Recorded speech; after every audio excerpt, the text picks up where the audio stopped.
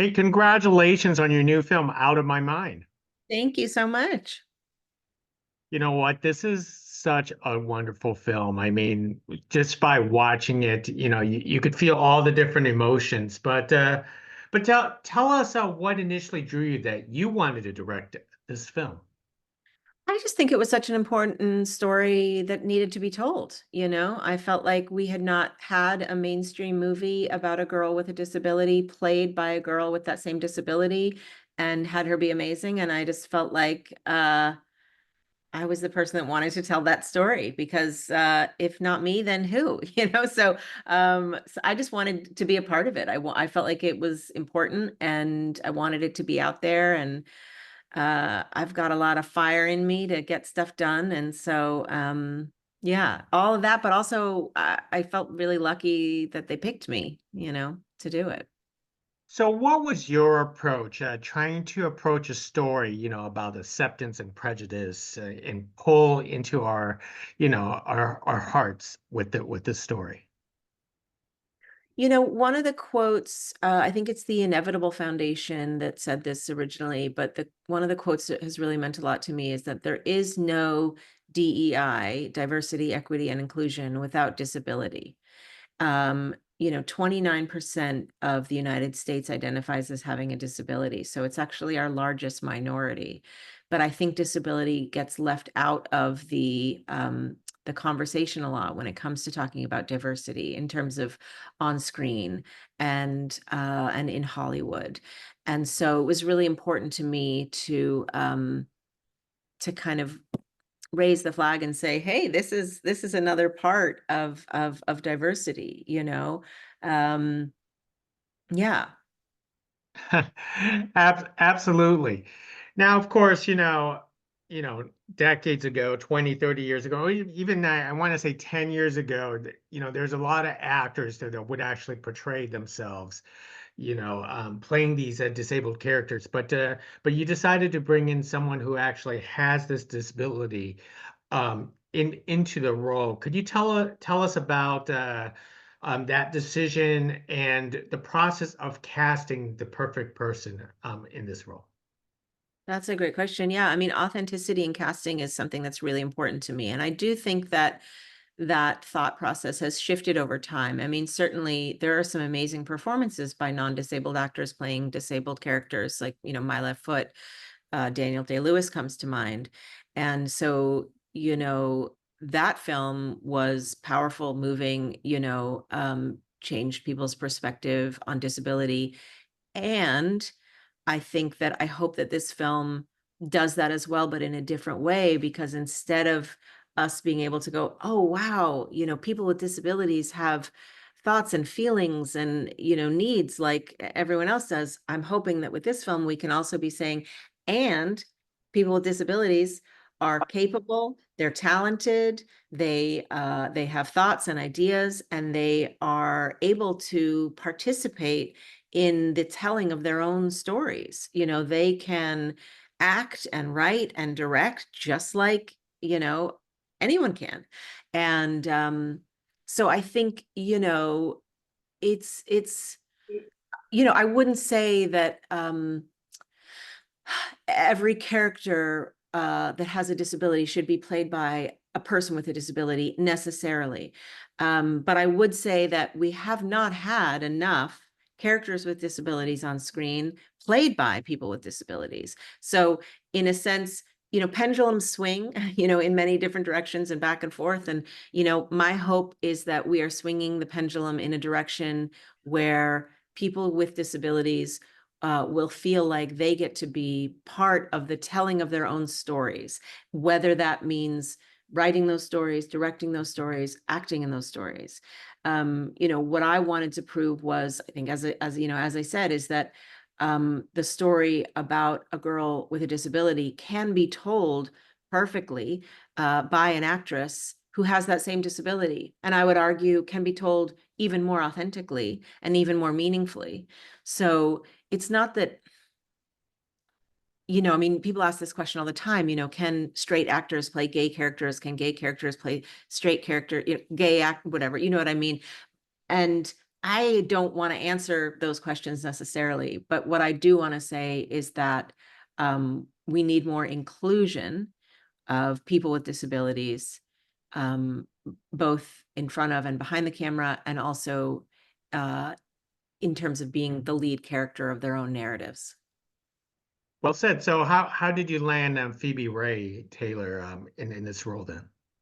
Well, she's just amazing. I mean, you can't help but fall in love with Phoebe. Like you meet her and you're like, I love you. And she's so smart and funny and kind. And we did a global search, like a 2-year global search. We got amazing audition videos sent in from people around the world.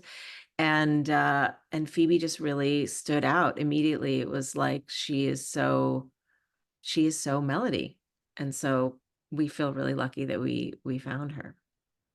Now, this is her very first role, on screen and anywhere. What was your approach on directing her into a film like this? Yeah, Phoebe had never acted before. And as a director, in a sense, that's really a blessing because you can kind of, you know, it's like it's every interaction with an actor, as a director, every interaction with your actor is a path of discovery. You're learning about them, they're learning about you, and together you are discovering and creating this character. And so it's always new and fresh in some ways, but with somebody who has never acted before, it's like that, but to the nth degree. You just really get to discover the process together. And what was so amazing about Phoebe was that even though she was scared and anxious and knew she had never done this before, what she brought to the table was a willingness to be vulnerable and to try. And that's just invaluable.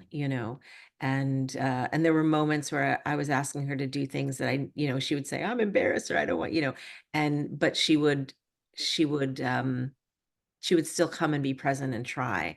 And that was the most precious gift. So yeah, it's just really fun. I think directing kids is great fun because you get to really play with them. It's being on set with actors is my absolute favorite thing, whether they are very experienced and have acted their entire lives or whether they've never acted before. To me, it's all just really the best part of this job. Absolutely. I love that. And one of the things that I love in this film is the usage of the talking device. So I wanted to know if, yeah, the talker. In this case, the voice, was it that did you actually use the talker's voice into a film where you had to use someone else's voice, like Jennifer Aniston, not necessarily Jennifer Aniston, but like another person's voice in this case? And I know Phoebe Ray can actually speak, but how much of the talker device did you actually use in the film?